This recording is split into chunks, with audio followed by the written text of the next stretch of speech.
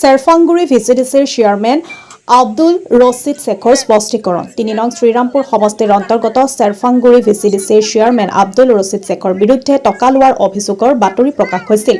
Chairman Abdul Rashid Shekhar বিৰুদ্ধে স্বচ্ছ Bharat mission আঁচনিৰ অধীনত থকা শৌচাগাৰ পোৱা হিতাধিকাৰীৰ পৰা টকা লোৱা আৰু শৌচাগাৰ বাতিল কৰাৰো কেইটামান পৰ্টেল নিউজত প্ৰকাশ হৈছিল। এই প্ৰকাশ হোৱা বাতৰি একেবাৰে ভুৱা আৰু ভিত্তিহীন বুলি চেয়াৰমেন আব্দুল ৰছিদ শেখ আৰু গাঁৱৰ ৰাইজে চেৰফাংগুৰি ভিচিডিচিৰ চেয়াৰমেন আব্দুল ৰছিদ শেখে কয় যে যিসকলে বিবৃতি দিছিল তেখেতসকল হ'ল বেলেগ ৰাজনৈতিক দলৰ সদস্য, যাৰ কাৰণে UPPL দলক বদনাম কৰাৰ লগতে এক অপপ্ৰচাৰ চলাইছে। লগতে চেৰফাংগুৰি ভিচিডিচিৰ অন্তৰ্গত শৌচাগাৰ পোৱা হিতাধিকাৰীসকলে কয় আব্দুল ৰছিদ শেখ চেয়াৰমেনজন এজন ভাল স্বভাৱৰ মানুহ, তেখেতে দুৰ্নীতিৰ লগত জড়িত থাকিবই নোৱাৰে আৰু চেয়াৰমেনক বদনাম কৰাৰ এক প্ৰচেষ্টা চলাইছে। চেয়াৰমেনে প্ৰতিটো কামেই ৰাইজৰ লগত মিলি এটকাও নোলোৱাকৈ কাম কৰে। কোকৰাঝাৰ জিলাৰ গোসাইগাঁৱৰ পৰা আজিজুল হকৰ ৰিপৰ্ট, নিভাজ অসম লাইভ। যোৱাকালি মই কিছুমান পৰ্টেলত দেখিলোঁ যে মোৰ নামতে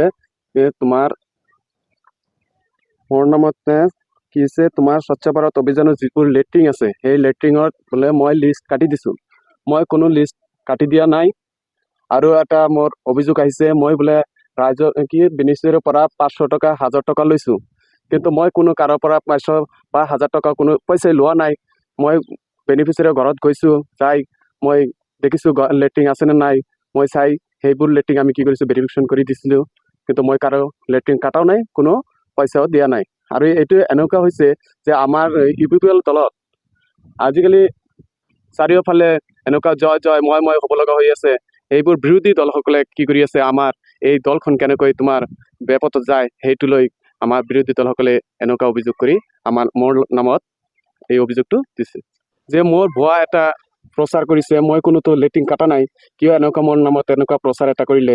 কিন্তু আমাৰ এই বিৰোধী দল যিবোৰ আছে সেইবোৰে আমাক কেনেকৈ আমাৰ দলটো তোমাৰ কৰিব লাগে পাৰে তেনেকুৱা ব্যৱস্থা কৰিবলৈ ওলাইছে। এইটো টোটালি মিছা কথা, কোনো লেট্ৰিন তোমাৰ কাটা হোৱা নাই। মই জনামতে কোনো কাটা হোৱা নাই, কিন্তু কোনে কৈছে বা এইটো যে কাটিছে মই এইটো নাজানো। চেৰফাংগুৰি ভিচিডিচি চেয়াৰমেন। একচুৱেলি যোৱাকালি ময়ে চালোঁ এটা পৰ্টেল নিউজত আমাৰ চেৰফাংগুৰি ভিচিডিচি চেয়াৰমেন আব্দুল ৰছিদ আহমেদৰ বিৰুদ্ধে এটা অভিযোগ উঠিছে।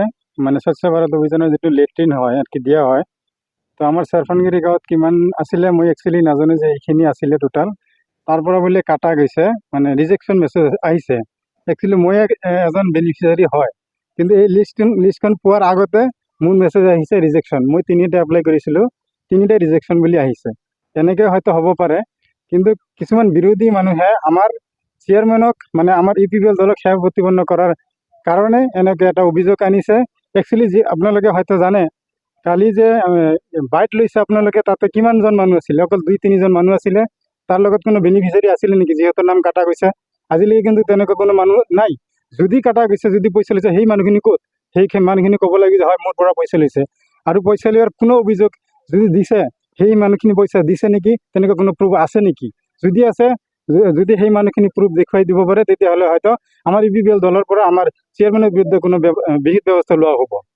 পইচা লোৱা নাই, চেয়াৰমেন পইচা লোৱা নাই। লেট্ৰিন আৰু কৈছে দিব, আহিলে আমালোকৰ পৰা 1 টকাও লোৱা নাই। খুব ভালো, টাকা পয়সা নিব কোনো তো করে নাই, আর কামই আহে নাই। যে কটা কাম আছে সব তো দিতেছে, পাবলিক রে বুঝাইতেছে। না দেয় না, একটা দিনে হ্যাঁ আছে না দিই নাই। আব্দুল রশিদ সাহেব মিথ্যা না, টাকা পয়সা নেয় না আছে।